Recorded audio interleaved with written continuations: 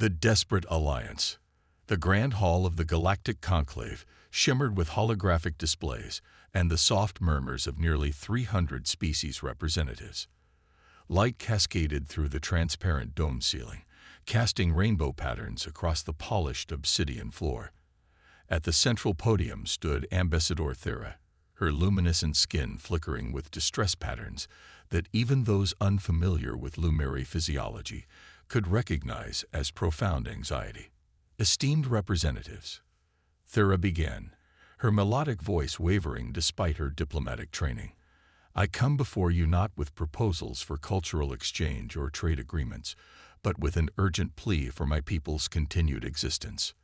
The main display activated behind her, showing images of a beautiful azure world with rings of crystalline debris and sprawling cities that seemed to grow organically from the landscape.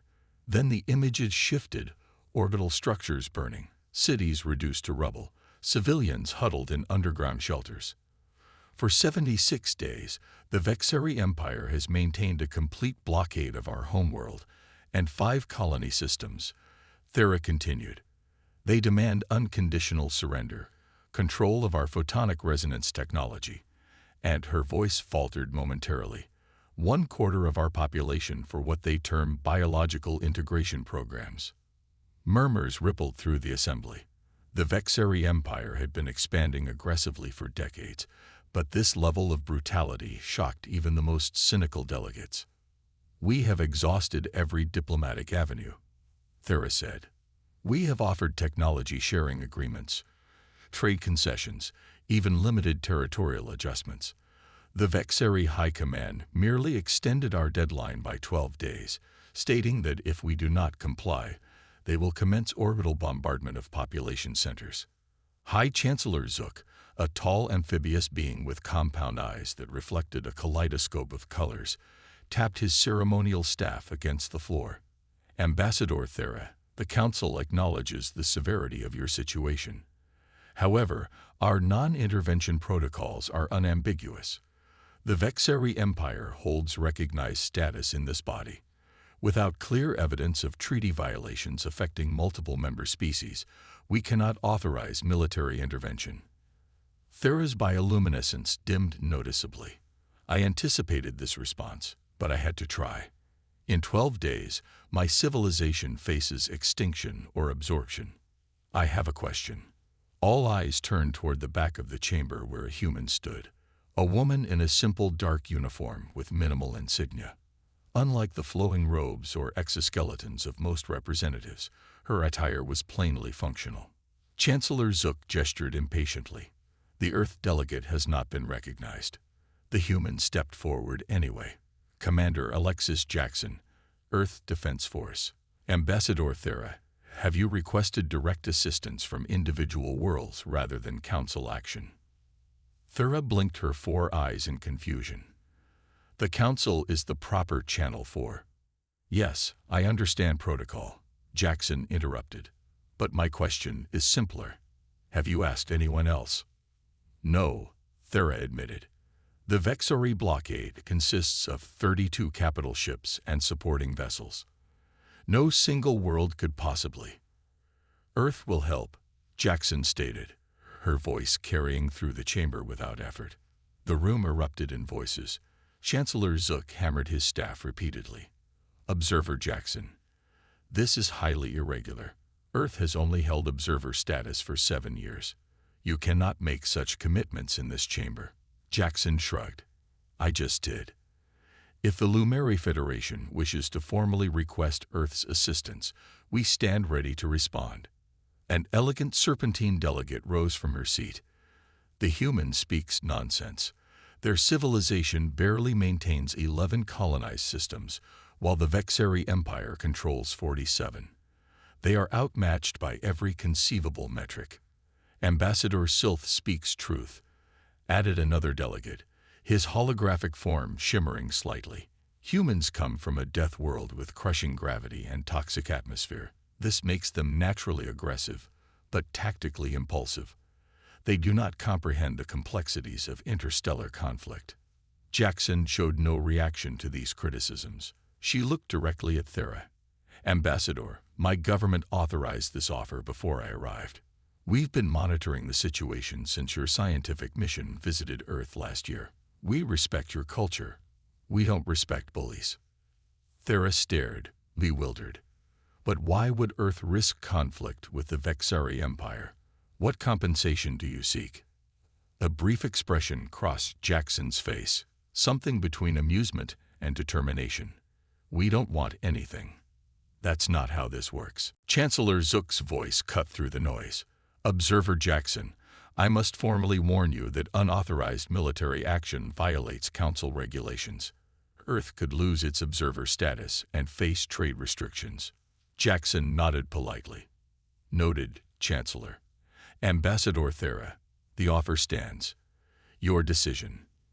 Thera looked around the chamber at representatives of civilizations that had traded with, taught, and guided the Lumiri people for centuries.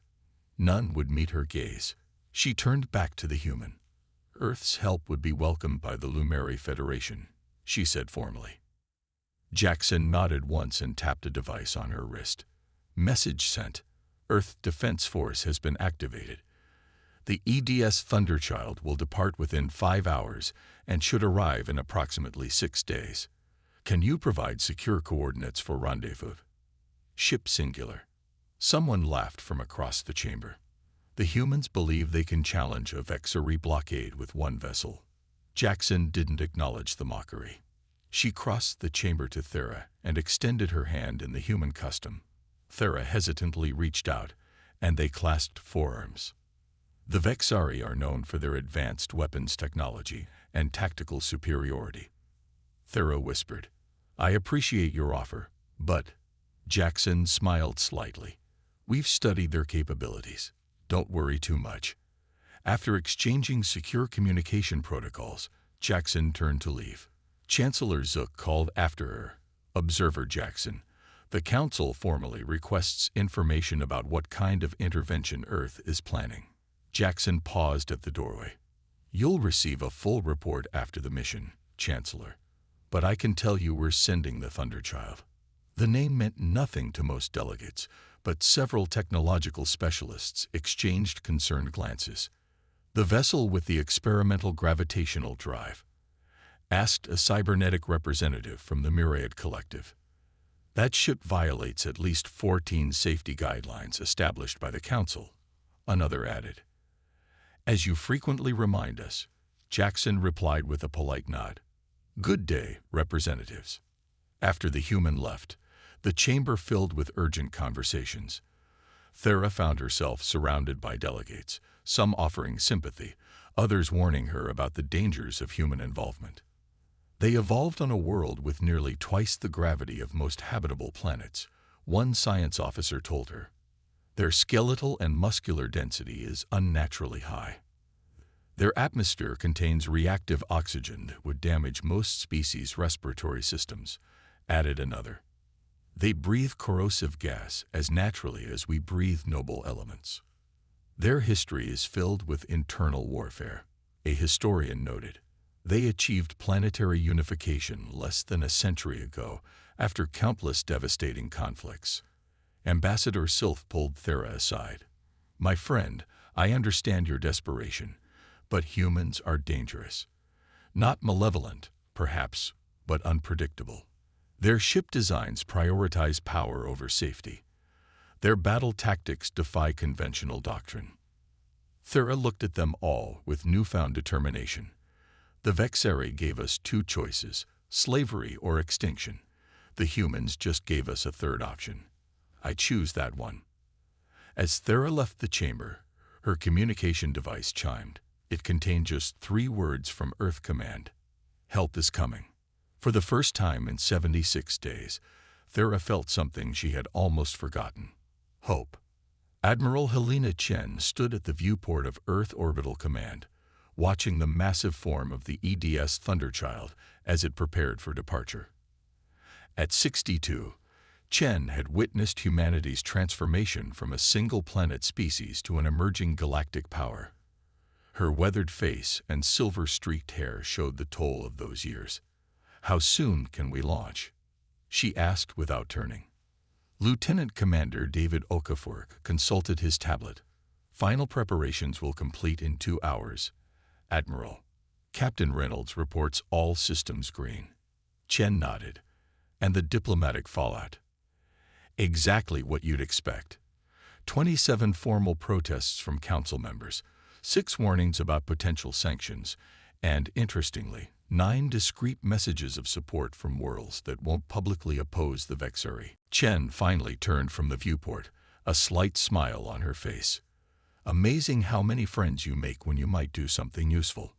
The Admiral walked to the central command table where a holographic display showed the Lumeri system and the Vexuri blockade. 32 red triangles surrounding 6 blue spheres. 32 warships against peaceful worlds with minimal defenses. Chen said, "This won't be easy. The Vexuri have numbers and position. We have what exactly?" Okafor smiled. "We have the Thunderchild, Admiral. And we have Captain Reynolds." 2 decks below the bridge of the Thunderchild, Captain Elijah Reynolds inspected the ship's main reactor chamber. At 45, Reynolds was considered young for such a critical command, but his experience during the Neptune crisis had marked him as a natural leader. "Talk to me, Zhang," he said to the ship's chief engineer. "Will she hold?" Dr. Lin Zhang didn't look up from the complex display showing power flows through the ship's systems. The 40-year-old physicist had designed much of the Thunderchild's revolutionary drive system. "Conventional physics says no," Zhang replied, her fingers dancing across the controls. "But we left conventional physics behind when we built this." The heart of the Thunderchild was its experimental gravitational manipulation drive, a system that didn't just propel the ship but warped space-time itself.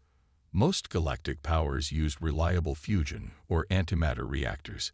Humans had pursued a different path entirely. The Council tech inspectors called it recklessly dangerous, Reynolds said with a hint of pride. Zhang laughed. "They also called it impossible. Then we built it anyway." Reynolds appreciated Zhang's confidence. Where others saw danger in the pulsing blue-green light of the core, she saw possibilities. "Can we push beyond safety parameters if necessary?" Reynolds asked quietly. Zhang finally looked up, her eyes serious. "The official answer is absolutely not." She paused. "My answer is probably, but there would be consequences." Reynolds nodded. "Let's hope it doesn't come to that." On the bridge, the command crew prepared for departure. Lieutenant Commander Miguel Sanchez plotted the fastest course to Lumeri space. Weapons Specialist Commander Amara Osai ran final checks on the ship's unconventional arsenal. Communications Officer Lieutenant Kenji Tanaka monitored the flood of incoming messages. "Another warning from the Myriad Collective," Captain Tanaka announced. "They say our drive will destabilize local space-time and demand we power down immediately." Reynolds settled into the captain's chair. "Send our standard response." Tanaka nodded and transmitted the carefully worded message that essentially said, in diplomatic language, "Noted. Proceeding anyway." Reynolds addressed the bridge crew. "I know you've all studied the briefing. 32 Vexuri ships against R1. They have superior numbers. They have strategic position. They have combat experience." He paused, looking at each crew member in turn. "What they don't have is a good reason to fight. They're bullies targeting a peaceful species. We're going to show them why that was a mistake." Reynolds turned to his first officer. "Commander Park, are all departments ready?" Commander Sujin Park nodded. "All systems report ready, Captain. Crew at battle stations." "Good. Navigation, begin departure sequence." As the massive engines of the Thunderchild powered up, the ship's AI system announced, "Warning, power levels exceeding Council safety guidelines by 47%. Reynolds exchanged a glance with Park. "Note the warning in the log. Continue departure." The great ship pulled away from Earth Orbital Command, its unusual drive creating ripples in the fabric of space that seemed to bend the light around it.